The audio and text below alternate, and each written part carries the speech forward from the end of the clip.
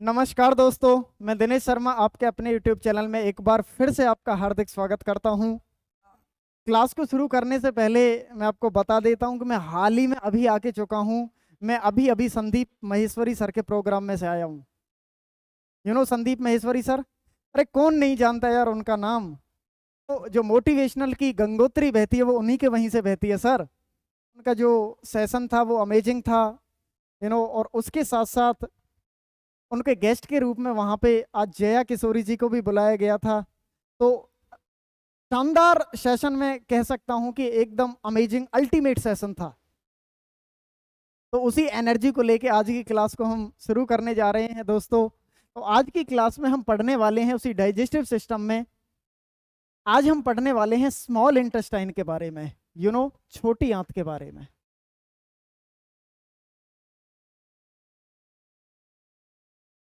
Small intestine जिसको हिंदी में कहते हैं छोटी। देखिए, छोटी आंत की जो लंबाई होती है स्टूडेंट, वो होती है 6 से 8 मीटर। कितनी होती है? 6 से 8 मीटर होती है।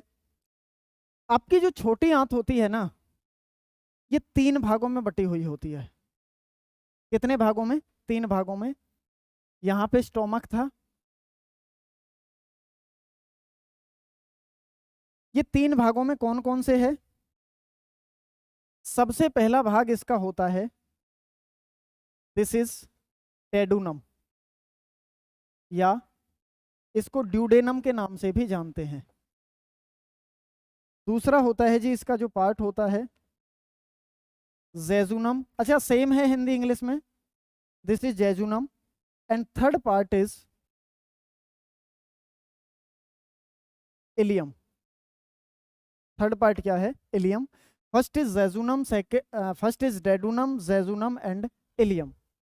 अच्छा, ये जो इलियम पार्ट होता है ना, इसके अंदर कुछ ऐसी फिंगर टाइप उंगली नुमा संरचना पाई जाती हैं और उनको बोला जाता है विलाय, और विलाय को बोला जाता है रसांकुर। क्या कहते हैं स्टूडेंट? रसांकुर। सबसे पहले हम बात करते हैं डेडुनम के बारे में, राइट? देखिएगा ध्यान से थोड़ा सा।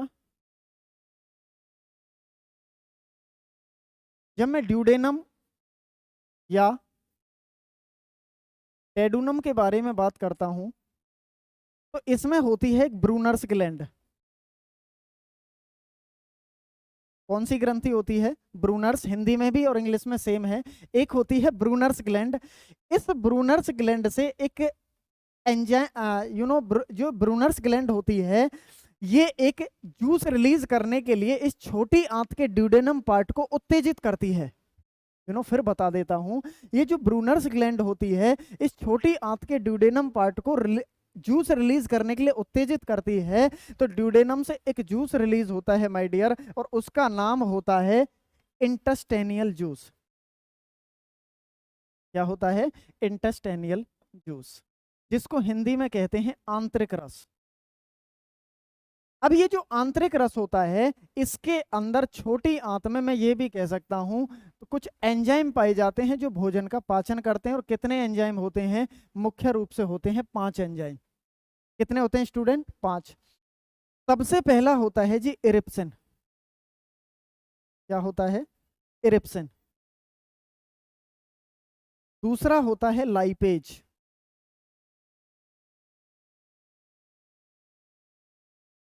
तीसरा होता है लैक्टेज। चौथा होता है माल्टेज।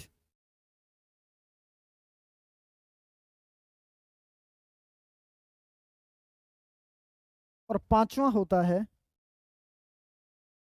सुक्रेज।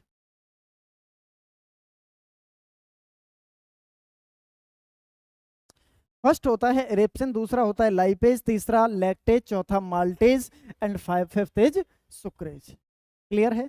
अब ये किस किस चीज का पाचन करते हैं? अभी आपने पिछली क्लास में पिछली क्लास का है। अगर आपने वो पिछली क्लास हमारी नहीं देखी है जिसमें मैंने पैनक्रियाज के बारे में बताया था, तो आप हमारे इस वीडियो के डिस्क्रिप्शन लिंक में आप जाके देखिएगा, आप डायरेक्ट उस वीडियो पे पहुंच जाएंगे। वहां पे मैंने बताया होगा, वहां पे ट्रिप्सिन एंजाइम होता था, इरिप्सिन से मिला जुला है। दिस इज वो ट्रिप्सिन था, ये इरिप्सिन है। वो प्रोटीन का पाचन करता था, और ये भी किसका पाचन करता है स्टूडेंट? प्रोटीन का ही डाइजेशन करता है। लाइपेज, लाइपेज मींस लिपिड, और लिपिड मतलब फैट, ये किसका पाचन करता है? फैट, वसा का।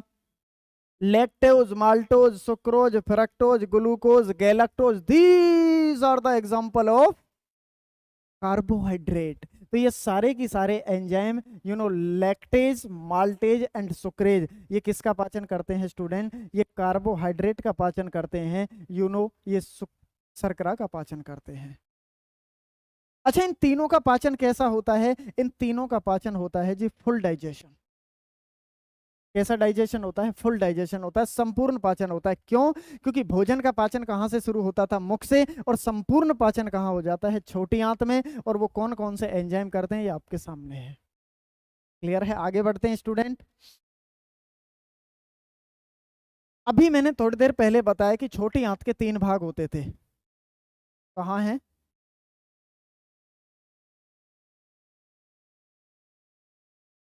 छोटी आंत के 3 भाग होते थे। First is duodenum, jejunum and ileum. अब सारा की सारा भोजन पच चुका है। हमारा जो भोजन है, हमारा जो फूड है, वो सारा की सारा डाइजेस्ट हो चुका है।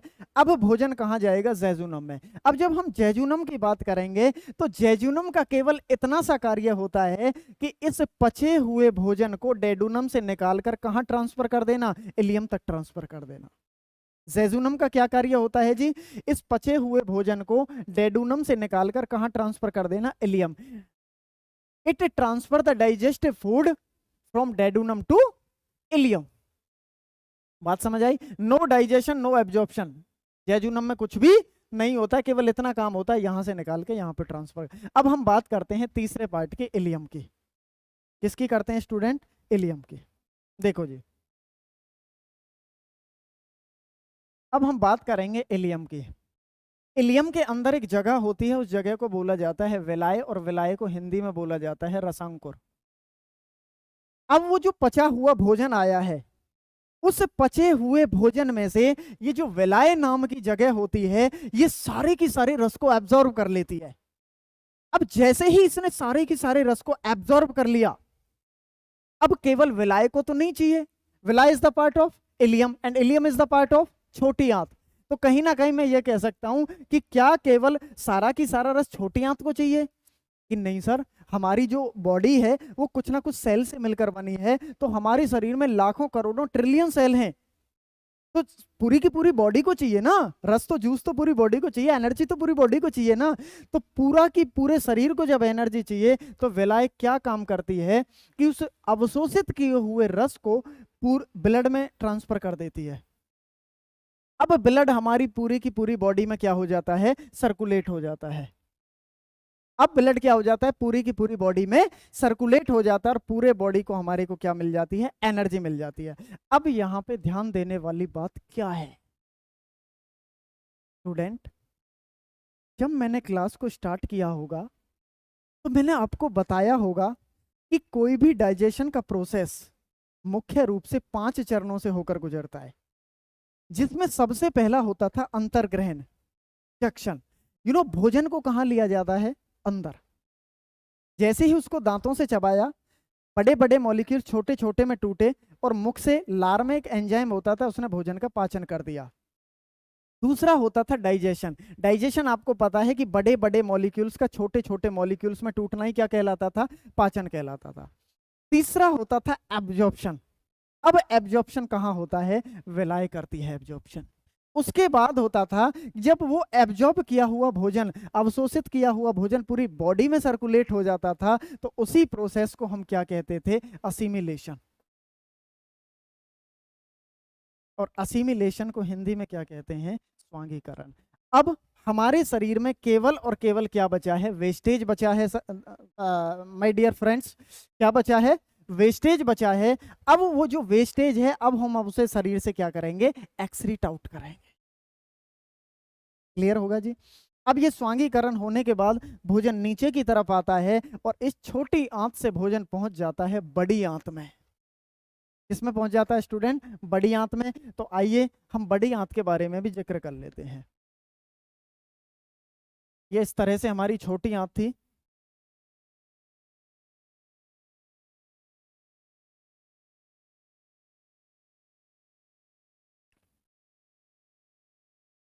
समझ लीजिए, ये हमारी छोटी आंत थी। This is duodenum, this is jejunum and this is ileum part. ऐसे ही हमारी जो बड़ी आंत होती है, बड़ी आंत की जब मैं बात करता हूं, लार्ज इंटेस्टाइन, इसकी बात करता हूं, लार्ज इंटेस्टाइन बड़ी आंत की, तो इसकी लंबाई होती है 1 से 1.5 मीटर। कितनी होती है स्टूडेंट? 1 से 1.5 मीटर। क्लियर है? कोई डाउट यहां तक? क्लियर होगा?